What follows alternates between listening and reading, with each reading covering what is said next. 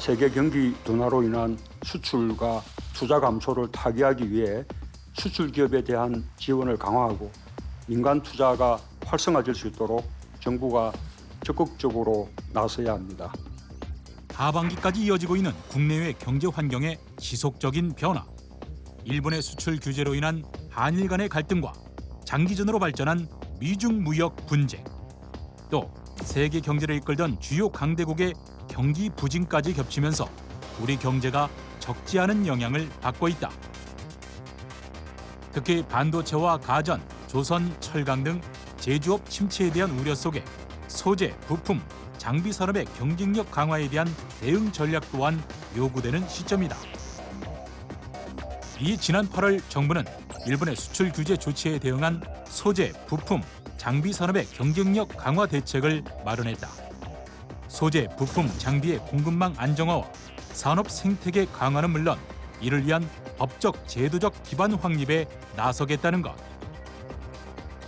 이후 중소기업을 위한 특화된 전문 인력 공급 확대와 경쟁력 강화 예산 편성 등 다양한 지원 대책들을 추진하고 있다. 하지만 소재, 부품, 장비 산업의 경쟁력 강화가 단기간에 이루어지기는 어렵다는 우리의 목소리도 적지 않다. 기술 장벽의 수준도 높고 따라서 성공에 대한 불확실성 때문에 투자도 쉽지 않다는 것.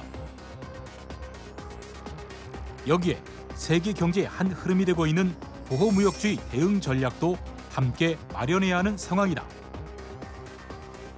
이처럼 세계 경제의 불확실성이 높아지는 상황에서 산업 생태계의 체질을 바꾸고 경쟁력을 높이기 위한 방법은 무엇일까? 산업과 무역 정책의 싱크탱크를 맡고 있는 산업연구원 장지상 원장을 통해 들어본다.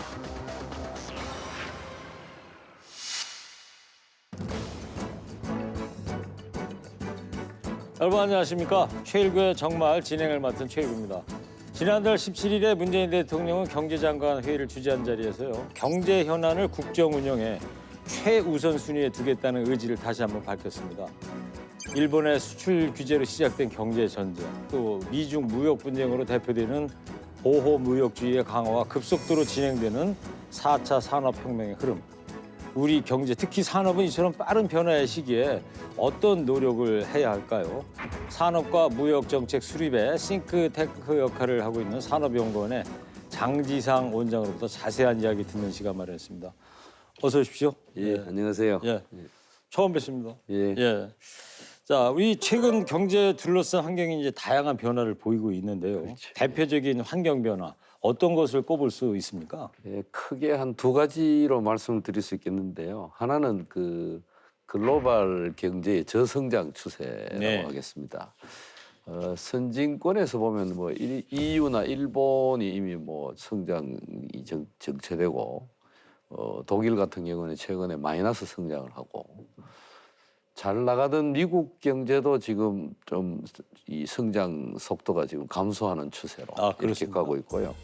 특히 이제 중국은 미중 무역 갈등으로 인해 가지고 이게 그 6% 성장도 원래 좀 어렵지 않느냐 이렇게 이제 보는 정도입니다. 네. 그래서 세계 경제가 저성장 추세로 들어가니까 이 무역에 의존을 하는 우리 경제가 좀 어려워지는 이런 측면이 있고요. 네. 두 번째 우리가 하나 이야기할 수 있는 거는 전반적으로 이 불확실성이 증대된다는 겁니다. 예를 들면은 미중 그 관세 전쟁으로 시작해가지고 이게 패권 경쟁으로 이어지는 이게 어떤 식으로 결론이 날지 잘 모른다는 거죠. 그다음에 두 번째는 그 EU에서 영국이 탈퇴하는 소위 브렉시트 이게 또 해결이 안 되고 있고 최근에는 이제 홍콩 사태에다가 또 이제 일본의 수출 규제 이런 것들이 겹쳐가지고 예. 전반적으로 이제 이 불확실성이 증대해서 기업들의 투자라든지 이런 데 영향을 지금 미치고 있는 거. 네. 이것이 이런 큰 두 가지가 대표적이라고 할 수 있겠습니다. 원장님께서는 우리 경제 잠재력이나 가능성에 대해서 어떻게 전망을 하십니까? 돌이켜 보면은 사실 그 전후에 후진국에서 출발해서 한 4, 50년 만에 이 거의 그 선진국 반열에 네. 합류하는 그 유일한 국가입니다. 한강의 기적. 한국이 그죠. 그런 거를 보면은 우리 국민들의 저력이라는 게 참 대단하다 이렇게 이제 볼 수 있는데 특히 우리 한국 경제에서 강점이라고 한다면은 이 강한 제조, 예. 제조 부분이 굉장히 강하다 하는 게 하나의 장점인데요. 사실 그 기술 진보라든지 생산성 상승을 주도하는 거는 제조업이거든요. 예. 그 결국 좋은 일자리의 원천 이런 게 대부분 다 그 제조업인데 특히 우리나라의 경우에는 이 폭넓은 분야에서 아직 제조업이 좀 경쟁력을 확보하고 있다. 이런 면에서 굉장히 좀 그 강점이 있다고 하겠습니다. 예컨대 뭐 제조업이 강한 독일이나 뭐 미국만 보더라도 미국은 IT 중심이고 독일은 기계 중심이고 예. 뭐 이런데 일본은 조금 다양하게 돼 있지만은 역동성 측면에서도 우리보다 좀 떨어진다. 네. 이렇게 생각해 보면은 뭐 굉장히 그런 점에서 그런 강점을 계속 잘 살려가면 뭐 괜찮지 않을까. 우리가 혁신을 통해서 네. 역동성을 유지하는 게 굉장히 중요할 것 같다는 생각입니다. 예.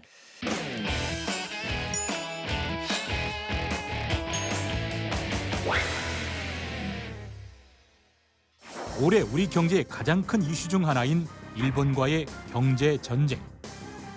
일본의 수출 규제에 우리 정부도 강력 대응하고 있다. 대다수의 국민들은 일본의 수출 규제에 대한 정부의 대응에 대해 긍정적인 의견이었다.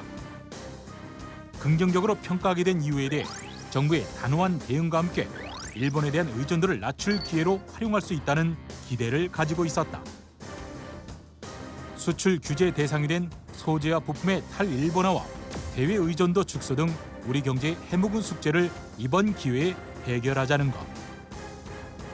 이에 정부는 소재, 부품, 장비 산업 분야의 경쟁력 강화에 나선 상황. 과연 이번 대응이 우리 경제와 산업의 체질을 바꾸고 위기를 기회로 만드는 밑거름이 될 수 있을까? 최근에 우리 경제와 관련해서 가장 많은 관심을 모으고 있는 이슈가 이제 바로 일본의 수출 규제로 시작되는데 경제 전쟁일 것 같은데요. 지난 7월 달이죠. 일본 수출 규제, 이 화이트 리스트 제외로 인해서 우리 경제 영향 현재 어느 정도로 피해를 보고 있는지 파악되고 있습니까? 지금 현재 저희들이 이제 지난 8월 달에 이제 시작이 됐는 네. 그거를 이제 전략 물자에 대한 통제. 근데 전체로 자기들이 저 일본 측이 통제할 수 있는 물자는 총 1,200개쯤 됩니다. 예. 정확하게는 1,194개인데요. 그 중에 이제 대일 의존도라든지 파급 효과라든지 대체 가능성 뭐 이런 걸 가지고 우리가 한번 수급 위험도가 높은 품목을 한번 보니까 한 160개, 159개 정도 됩니다. 예. 근데 그런 품목들의 어떤 수출 규제 영향이 아직 직접적으로 나타난 것은 파악이 안 되고 있습니다. 그런데 이게 시작되고 나서 이제 수출을 이제 허가하고까지 한 90일이 걸리기 때문에 11월 말쯤 되면 과연 어떤 것이 이 사람들의 어떤 통제를 하는지 안 하는지를 이제 드러나겠죠. 8월부터 시작됐으니까 8, 9, 10해서 예, 11월 11월 말쯤 돼야지. 되면 이제 대충 이게 어떤 품목이 통제가 되는구나 예. 하는 걸 이제 드러날 텐데 그 현재까지는 네. 아직 없어요. 예. 반도체 같은 경우 가장 큰 걱정이었는데 뭐 불화수소라든가 그래서 뭐. 그게 이제 그 신청했는 것이 일단 뭐 풀렸으니까요. 네. 그 허가가 됐으니까. 예. 알겠습니다. 그러면 이달 말쯤 돼야지 화이트 리스트 좀- 배제했다는 피해가 좀 정확히 집계가 될 것이다. 그 이제 드러나는 거죠. 예. 그렇지만은 사실은 그런 것보다는 이 사람 일본 측에서 언제든지 수도꼭지를 잠글 수도 있고 틀 수도 있으니까 예. 기업으로서는 굉장히 불확실한 거죠. 그런 이제 불확실성이 기업 경영에는 제일 나쁜 겁니다. 그런 의미에서 영향이 없다고는 할 수 없죠. 예. 예. 우리만 영향이 있는 게 아니라 일본에서도 우리나라에 수출을 못하기 때문에 일본 기업에도 불확실성이 있는 거 아닐까요? 그렇죠. 그래서 이제 일본도 함부로는 저희들이 이제 그 정부나 그 업계가 합심해가지고 대체 공급처를 찾는다든지 뭐 이런 노력을 재빠르게 이제 하고 이렇게 하니까 네. 내심 좀 당황하고 있지 않을까. 예. 뭐 그런 추측도 해봅니다. 일본이 좀 많이 당황했으면 좋겠어요. 네, 왜냐하면 그 불화수소 같은 불산 같은 이런 건 화학 제품인데 이거를 수출을 못하면은 생산을 해가지고 저장을 해놔야 돼요. 예. 근데 그런데도 비용이 든단 말이죠, 사실은. 그 보도에 보면 일본의 뭐 불화수소 업체가 수출 예. 통제를 하니까 차라리 한국이나 뭐 중국에다 공장을 짓겠다 이런 이야기도 듣는데. 그렇습니다. 예. 자기들로서는 사업을 해야 되니까. 예, 그렇죠. 그 정부는 일본의 반도체 핵심 소재 수출 규제에 맞서서 말이죠. 국내 소재나 부품 이 산업의 경쟁력을 높인다는 계획을 발표했는데 주요 내용은 어떤 것들이 있었죠? 크게 이 세 가지로 요약할 수 있습니다. 네. 첫 번째는 단중기적으로 예. 우선 그 공급망을 안정화시킨다. 이게 첫 번째고요. 그래서 그 100개 품목, 리스크가 높은 100개 품목에 대해서는 3년 내에 개발을 완료한다. 네. 이런 것을 목표로 여러 가지 이 R&D라든지 이런 대책들을 세웠고요. 이제 두 번째로 이제 중장기적으로는 이 소재, 부품, 장비의 산업의 어떤 산업 생태계를 강화할 수 있는 정책을 그 마련했는데 실제로 이제 소재, 부품, 장비라고 하는 것이 이게 주로 담당하는 기업이 이게 그 중소 내지는 중견 기업들입니다. 네. 대기업이 아니고. 그리고 그 소재 부품들이나 장비를 이제 수요하는 기업도 이제 대기업이거든요. 그렇죠. 그래서 궁극적으로는 이 대기업하고 중소기업 간의 어떤 그 협력이 상생. 협력이 굉장히 중요하죠. 왜냐하면은 소재나 부품을 만드는 기업도 시장이 확보 안 되면 안 되니까 그런 측면에서 이제 이 산업 생태계 즉 그 소재 부품을 생산하는 중소 중견 기업하고 대기업하고의 어떤 협력 그런 걸 촉진해서 산업 생태계를 이렇게 강화해주는 그런 정책을 하고 있고요. 네. 그 정부 차원에서는 어떤 지원을 하고 있나요? 그렇죠. 그런 거 이제 예를 들면 수요 공급 기업 간에 자기들이 어떤 그 뭔가를 해가지고 오면 패키지로 묶어서 R&D 지원을 해준다든지 뭐 그다음에 시장에 테스트 하는데 들어가는 비용을 지원해 준다든지 네. 뭐 이런 것들을 이제 하는 거죠. 그래요. 그다음에 세 번째가 이제 중요한 것이 이 추진 체계를 구축을 해야 됩니다. 네. 사실은. 그래서 이제 법 제도적인 어떤 기반을 마련을 해줘야 되는데 지금까지 일몰법으로 돼 있던 이 소재 부품 특별법이라고 있습니다. 그거를 이제 상시법으로 바꾸면서 소재 부품 장비 특별법으로 네. 이렇게 이제 바꿨죠. 소위 예. 소부장 산업 얘기하죠. 그렇죠. 그리고 이제 그것을 제대로 추진하기 위해서 이 부총리 주재에 소재 부품 장비 경쟁력 위원회를 만들었습니다. 네. 거기서 전체 정책을 이제 컨트롤 타워 역할을 하고 지난번에 1차 회의를 했습니다. 예. 근데 일부 이제 의견을 보면 말이죠. 소재 부품 국산화나 이 경쟁력 강화라는 게 이 짧은 기간 안에 이게 이루어지겠느냐 이래서 이제 걱정들을 하는데 실제로 정부의 그러한 계획이 말이죠. 효율적으로 추진되기 위해서는 어떤 노력이 필요하다고 보십니까? 네, 맞습니다. 이게 소부장 산업, 소위 소부장 산업이라는 게 이게 굉장히 투자의 회임 기간이 길거든요. 그래서 이제 그 육성하기 굉장히 힘든 산업인데 결국 그렇기 때문에 이제 이 투자 전략을 잘 짜야 되죠. 네. 그래서 고도의 투자 전략이 필요하다. 이런 생각이 필요한데 크게 두 가지로 말씀을 드리면 하나는 투자 분야를 잘 선택해서 선택과 집중을 해야 되겠다. 네. 예를 들면은 이제 가치 사슬을 소재 부품 장비를 이 소재 부품을 이용해서 최종적으로 어떤 물건이 만들어지는지 이게 전체를 생산 과정 전체를 갖다가 그걸 우리가 가치 사슬이라고 네. 하는데 이 가치 사슬을 전체를 면밀하게 분석을 해서 우리가 꼭 작업화해야 되는 그런 소재 부품 그거를 잘 골라가지고 집중적으로 투자를 해야 된다. 네. 그것이 하나의 그 전략이고 또 하나는 그 투자 방식을 좀 고도화해야 된다.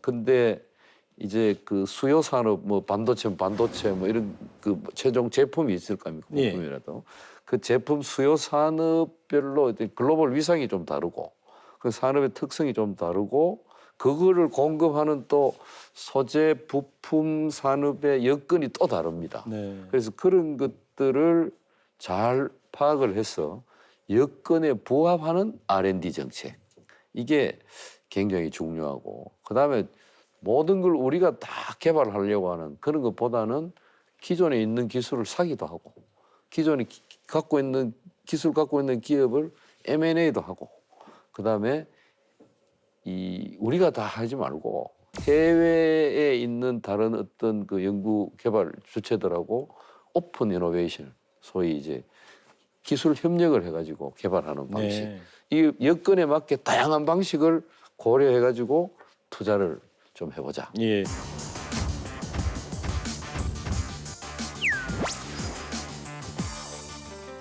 제조업의 부가가치율을 높이는 겁니다. 제조 르네상스의 핵심입니다.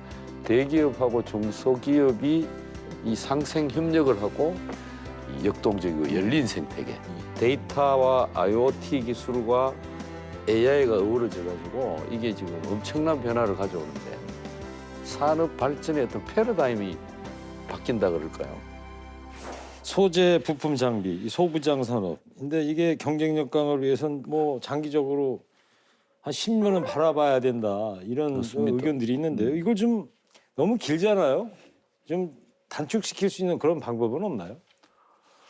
근데 이제 그 사실 10년 이렇게 오래 걸리기 때문에 이게 이제 그 기술 선진국들이 시장을 장악하는 요인이 네. 된 거죠. 사실. 근데 최근에 아주 좀 그 이런 거를 단축할 수 있는 이런 기술이 좀 나타나고 있습니다. 사실은. 예를 들면 어떤 게 있습니까? 예를 들면은 그 미국에서 지금 시작되는 그 머티리얼 지놈 이니셔티브라고 있습니다. 이게 이제 좀 그 자체로 놓고 보면 굉장히 복잡할 것 같은데 어렵네요.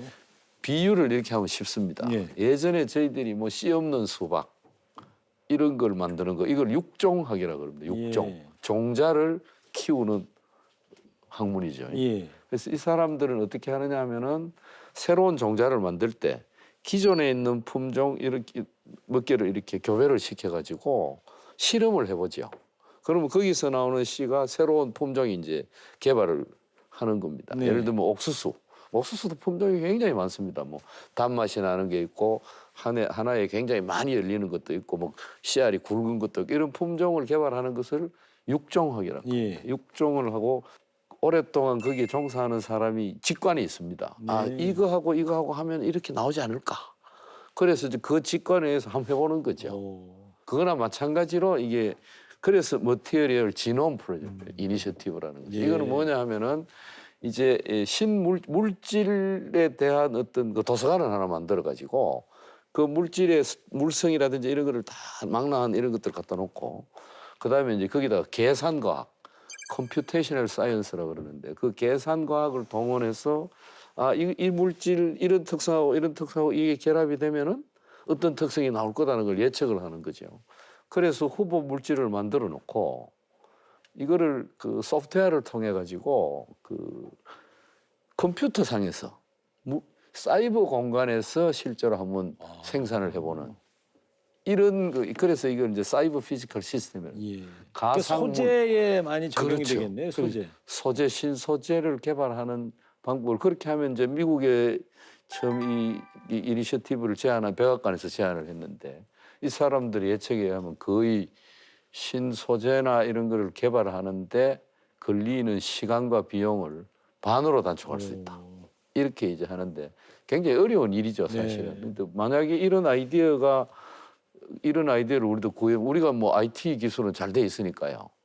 데이터 축적하고 IoT도 우리 먼저 할 수 있고 뭐 5G가 돼 있고 이렇게 예. 하니까 이런 걸 잘 활용하면은 이런 아이디어를 우리 예. 소재나 이를 개발하는데 좀 활용하면은 단축할 수 있지 않을까. 처음 듣는데 획기적인 것 같은데요. 근데 뭐 아직까지 그렇게 뭐 다 상용화된 건 아니니까 아이디어가 괜찮죠. 예. 네. 알겠습니다. 그리고 이 많은 분들이 일본과 이런 상황이 우리 산업 구조를 바꿀 오히려 전화위복의 계기가 되는 것 아니냐 그렇죠. 하는데 구체적으로 우리 산업 구조가 앞으로 어떤 방향으로 바뀌어야 한다고 생각하세요? 그 지금 사실은 그 우리 제조업이 그 중국의 추격으로 상당히 이제 경쟁력을 전통 제조업의 경쟁력이 조선이나 자동차 이런 것들 많이 조금씩 떨어졌지 않습니까? 예. 지금 반도체도 막 쫓아오고 디스플레이 평판 디스플레이 같은 거 뭐 OLED 말고 TFT LCD 같은 거 이런 거는 거의 뭐 중국한테 다 뺏겼거든요. 중국이 그만큼 빨리 따라오기 때문에 저희들이 이제 그 동안에도 사실은 이 제조업의 어떤 그 경쟁력을 다시 살리기 위한 이런 그 노력이 네. 있었어야 되고 또 그런 걸 위해서 이제 많은 노력을 해 왔는데 이번에 이 일본의 수출 규제나 이거를 통해서 그렇게 이제 다시 한 번 더 각성이 된 거죠. 네. 그래서 사실은 기본적인 그 방향은 그 제조업의 부가가치율을 높이는 겁니다. 현재 우리 제조업의 부가가치가 그 한 25% 정도 됩니다. 네. 우리가 생산하는 물건의 부가가치율이 뭐예요? 부가가치 전체 100만큼 우리가 물건을 생산을 하면 그중에 우리가 그 가치를 얹는 부분, 네. 물건을 소재나 부품을 어디서 갖고 와가지고 우리가 어떤 한 개 물건을 만들려 그러면은 뭐 이런 물건을 만들어 가면 소재가 있어야 되고 또 부품이 있어야 되고 그걸 조립을 해야 되고 그렇지 않습니까? 그럼 이걸 또 디자인도 해야 되고 설계도 해야 되고 뭐 이런 다양한 게 있는데 그 중에서 지금 그걸 글로벌 밸류 체인이라 그러는데 이 각각을 막 여러 나라에서 생산하는 겁니다. 예. 예컨대 우리가 아이폰 같으면은 설계나 뭐 이런 거 디자인이나 이런 거를 미국에서 하고 예. 그다음에 부품은 삼성전자의 우리나라고요? 그 반도체라든지 아니면 디스플레이를 쓰고 그다음에 또 전체 조립은 중국에서 하고 뭐 이렇게 예. 하지 않습니까? 근데 그런 경우에 아이폰이 100만큼의 가치가 있으면 중국의 조립은 10도 안 되거든요. 예. 그 10도 안 되는 걸 우리가 부가가치라고 합니다. 중국의 부가가치. 그러니까 우리나라의 제조업의 그 부가가치라고 하는 것이 전체 100 중에 우리나라에서 그 가치를 얹어준 게 100만큼 있다면은 평균적으로 25였다 이거죠. 네, 지금. 좀 낮은 건가요? 그러면? 그렇죠. 선진국 독일이나 미국이나 이쪽에 좀 제조 선진국들은 지금 한 35%쯤 됩니다. 그래서 우리가 이제 소재 부품 장비를 예를 들면은 반도체 같은 것도 소재 부품 이런 거를 전부 일본에서 많이 가져오잖아요. 예. 장비도 일본에서 가져오고 뭐 이렇게 와서 반도체를 만드니까 그래서 그런 거를 우리나라 소재 부품 중에 일부를 우리가 만든다면은 부가가치가 올라가는 예. 거죠. 그래서 소위 뭐 가마우지 경제 뭐 이런 얘기 그렇죠. 나오는 거 그런데 이제 그런 부가가치 제조업의 부가가치를 이렇게 이제 좀 25%밖에 안 되는 거를 한 30% 정도로 올려보자. 네. 갑자기 35%는 안 되지만 그게 바로 지난번에 그 6월달에 그 발표한 제조 르네상스의 핵심입니다. 네. 그 수단이 이제 그 산업 구조를 고도화하는 건데요. 하나는 이 기존의 제조업의 부가가치를 높이는 거, 구조 고도화. 그거는 방금 말씀드린 대로 소재 부품 이런 걸 우리가 못하던 걸 우리가 일부 하고 디자인 같은 거 우리가 좀 하고 그다음에 애프터 서비스 이런 거 안 하던 걸 우리가 좀 하고 이렇게 해서 전체에서 우리가 이 양쪽 끝단에 있는 부분을 우리가 함으로써 부가가치가 올라가는 부분이 있고 그다음에 이 스마트 제조의 스마트화, 네. 스마트 제조를 해서 전체적으로 전체를 업시키는 부분. 요즘 국내에도 스마트 공장들이 많이 출연하지 그럼요. 않습니까? 그 정부에서 엄청나게 지금 노력을 하고 있죠. 예. 지원을 하고 뭐 데모 플랜트도 만들어주고 이렇게 해가지고. 그 다음에 이제 또 하나는 그것만 갖고는 이제 뭐 안 되니까 이 시스템 반도체라든지 바이오 헬스라든지 네. 미래차 이런 우리 지난번에 대통령께서 선포하신 신산업 육성 예. 이런 신산업이 현재 비중이 한 16%밖에 안 됩니다. 이런 신산업들을 비중을 잘 육성을 해서 한 전체 한 30% 정도를 예. 끌어올리는 크게 이렇게 해서 이제 산업 구조를 고도화시키고 그것을 통해서 제조업의 전반적인 부가가치율을 한국이 기하는 가치율을 한 30% 정도로 올려보자. 이게 이제 그 한 방향이 되겠죠. 네. 국내 이 소재 부품 기업은 대부분 이제 중소기업인 걸로 제가 알고 있는데요. 그렇습니다. 예. 일부에서는 그래서 국내 대기업, 중소기업 간의 하청 관계가 중소기업의 혁신을 어렵게 하고 있다.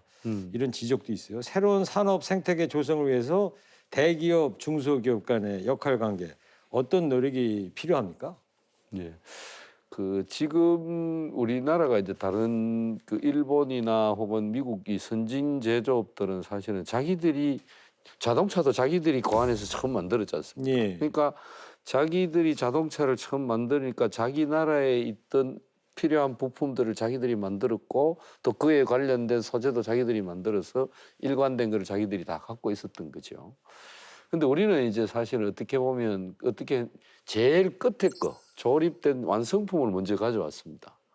그거에 필요한 부분을 수입을 하다가 중소기업들이 그걸 수입 대체를 하고 네. 그렇게 하다 보니까 이제 수요 독점적인 대기업한테 다양한 그 납품 업체들이 서로 막 납품 경쟁을 하는 예. 이게 이제 수직적 거래 구조가 이제 형성이 됐는데 팔려고 하는 그 중소 납품 업체들은 많고 사는 사람은 하나니까 이런 걸 우리가 수요 독점이라 그러거든요. 네. 그러다 보니까 이제 납품 경쟁을 하니까 가격 경쟁이 일어나고 네. 단가 인하가 일어나는 거죠. 그렇게 하다 보니까 내가 기술 개발을 해서 혁신을 하더라도 비용이 낮아져도 비용이 낮아진 만큼 그게 가격이 낮아져 버리니까 이득이 별로 없는 거죠. 네, 이문이 별로 없고 이익이 별로 없으니까 그걸 가지고 다시 혁신에 투자할 수 있는 여력이 없어지는 예. 거죠. 그러다 보니까 이제 부품의 국산화, 소재 부품화가 이제 자꾸 악순환이 됐죠. 그렇죠. 그래서 이제 이게 제대로 되려 그러면은 대기업하고 중소기업이 이 상생 협력을 하고 신뢰 관계의 바탕을 둔 이 상생 협력을 해야 되는데 두 사람이 동시에 이렇게 그 혁신 역량이 어우러져 가지고 혁신이 어우러져 가지고 새로운 제품이 나오고 새로운 생산 방식이 나오는 소위 이제 이 역동적이고 열린 생태계 예. 이런 식으로 이제 갈 수 있는 거죠. 일본 수출 규제 이후에 이제 뭐 매체들이 이 기획 특집 기사 뭐 이런 걸 보면 말이죠. 지금 예. 원장님께서 말씀하신 대로 뭔가 상생 또 어떤 네. 생태계 변화의 분위기는 형성이 되고 있는데 그렇죠. 실제로 산업 현장에서도 지금 원장님께서 말씀하신 것 마냥 어떤 상생의 분위기가 좀 무르익고 있나요? 그게 뭐 안 해본 게 하루아침에 잘 되겠습니까? 네. 그러나 현재 예전에 이제 지금까지 수직적 거래에서는 사는 대기업이 지도를 해가지고 예. 자기한테 맞는 거를 가져오는 이런 거였어. 이제 자기도 이 사람의 혁신이 필요하니까 중소기업에 그 필요성을 느끼는 거죠. 예. 필요성을 느끼게 되면은 이제 안 하겠습니까? 자, 앞으로 산업구조 변화에 있어서 정책적으로 고려해야 할 부분이 있다면 어떤 것이 있습니까? 중요한 거는 사실 지금 제조뿐만 아니라 이 기술 변화가 엄청 빠르다는 겁니다. 특히 이제 4차 산업혁명 관련 이 데이터 경제 AI 뭐 이런 IoT와 데이터와 IoT 기술과 AI가 어우러져 가지고 이게 지금 엄청난 변화를 가져오는데 산업 발전의 어떤 패러다임이 바뀐다 그럴까요? 네. 변화한다 그럴까? 이러니까 굉장히 아무도 안 해본 겁니다. 이거는 예. 미국도 안 해봤고 독일도 안 해봤고 중국도 안 해봤고 그러면 출발은 어느 나라나 다 똑같겠네요. 똑같다는 거예요. 그러면. 그리고 이제 이 굉장히 불확실한 상황에 들어가 예. 있습니다. 근데 또 거기 경쟁에서 살아남아야 되는 그렇죠. 거죠. 그럼 이런 상황이기 때문에 창의성이 굉장히 중요한데 이 불확실성 하에서는 민간의 창의성이 제일 중요합니다. 예. 그렇잖아요.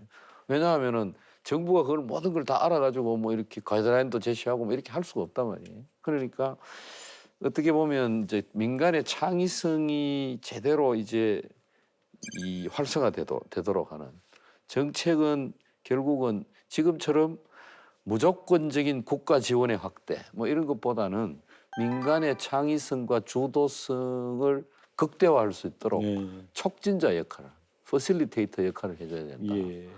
그리고 또 하나 중요한 거는 이런 모든 것들을 누가 하느냐? 사람이 하는 거거든요. 그렇죠. 예.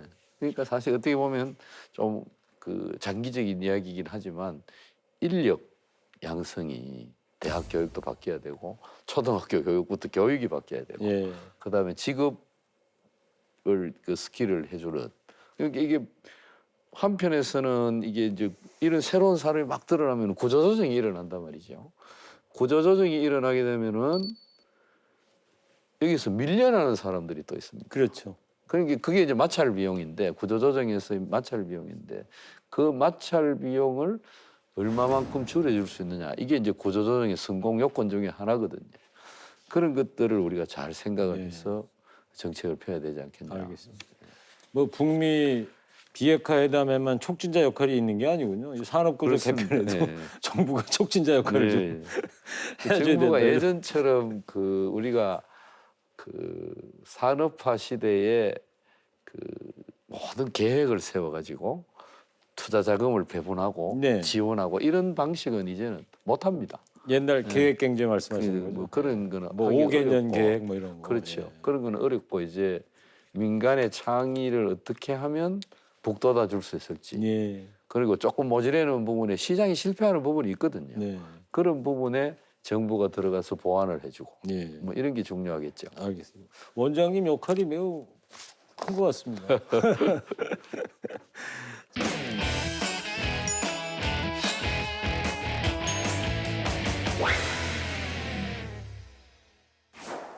미중 갈등으로 인해 가지고 이제 글로벌 밸류 체인이 변화합니다. 그런 의미에서 이제 적절한 타이밍에 신남방 정책을 추진을 했다. 현 정부의 경제 정책 기조라고 하는 게 크게 이제 그 공정 경제, 혁신 성장, 그다음에 소득 주도 성장 뭐 이렇게 이제 세 가지를 이야기를 하는데 그게 원활하게 추진이 될 수 있도록 지원을 하는 거.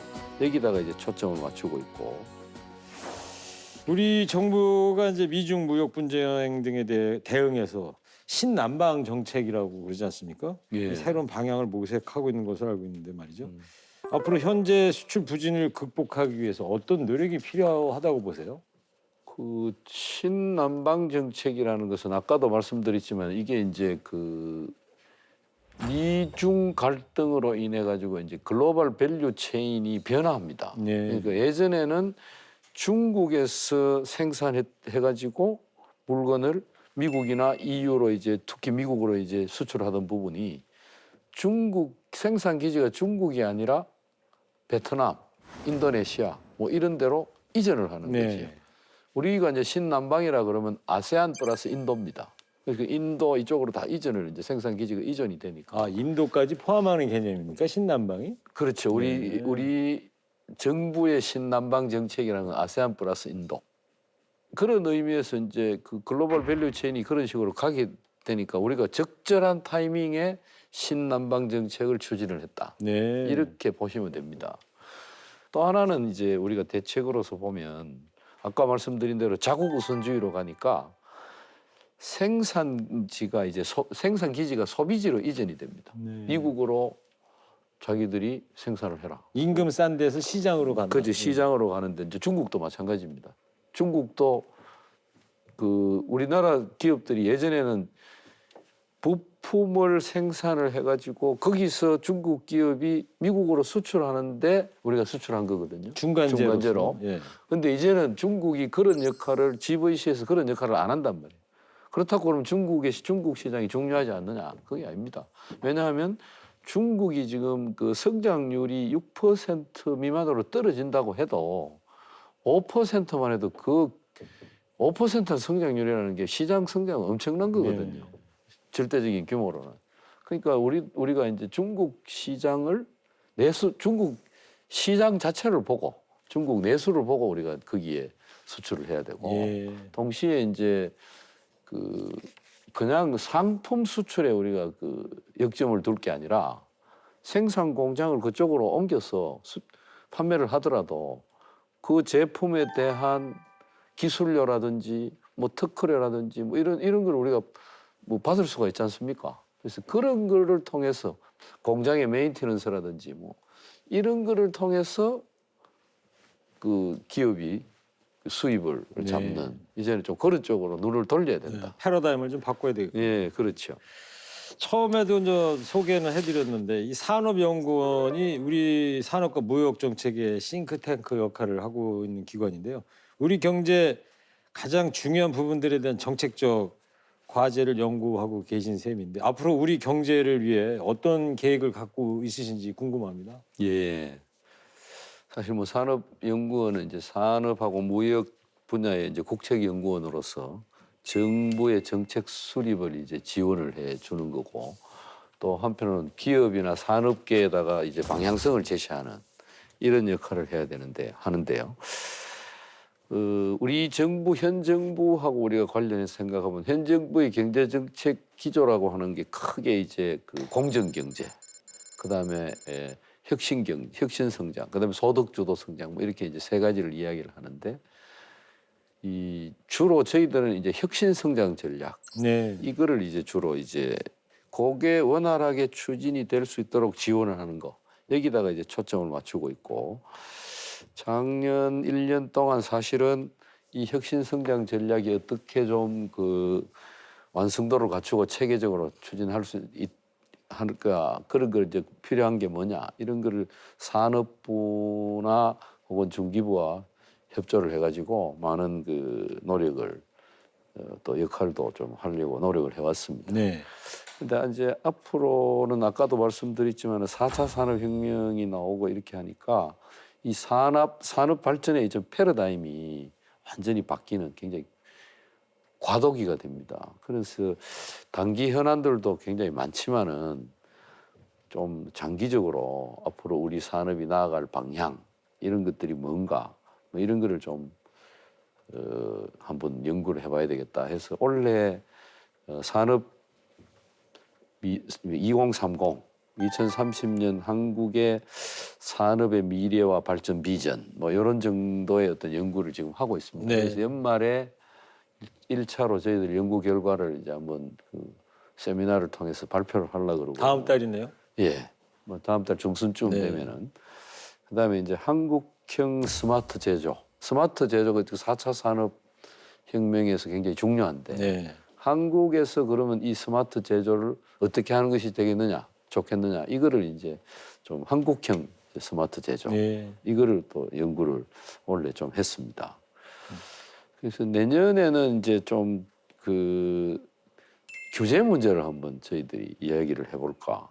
예를 들어서 뭐 이 환경 규제라든지 뭐 이런 여러 가지 이제 현재 규제들이 많이 나타나는데 사실 뭐 노동 시간 단축이라든지 뭐 그다음에 화학 물질 관리라든지 이런 것들이 안전이나 뭐 삶의 질이나 이런 걸 봐서는 장기적으로 봐서는 해야 되는 부분 아니겠습니까? 그렇죠. 그걸로 방향은 맞는데 과연 우리 기업이나 산업이 그거를 어느 정도로 해낼 수 있는지 현재 그럼 결국 뭐 당장은 해내기가 어렵다면은 뭐 단계적으로 하도록 우리가 건의를 한다든지 네. 아니면 또 필요한 경우에 중소기업들이 또 많으니까 할 수는 있는데 이 여력이 없어서 못 한다. 그런 경우에는 환경부나 뭐 이런 데서 좀 이 지원을 해서라도 좀 할 수 있도록 유도를 한다든지 네. 이런 거를 한번 전반적으로 한번 연구를 해서 해볼까 이렇게 지금 예. 계획을 하고 있습니다. 알겠습니다. 예. 자, 지금까지 국내 산업 경쟁력 강화에 대해서 장지상 산업연구원장님과 함께 얘기 나눴습니다. 오늘 나와주셔서 감사합니다. 예, 고맙습니다. 네, 우리 산업이 다양한 대내외 변화와 도전의 시기에 직면했습니다. 위기는 늘 기회와 함께 온다고 하지 않습니까? 지금의 변화는 새로운 기회를 잡는 도전의 계기가 될 수 있을 것 같습니다. 장기적인 관점에서 산업 체질을 바꾸고 경쟁력을 키우는 차분한 대응을 기대해 보도록 하겠습니다. 저는 다음 시간에 또 찾아뵙겠습니다. 시청해 주셔서 감사합니다.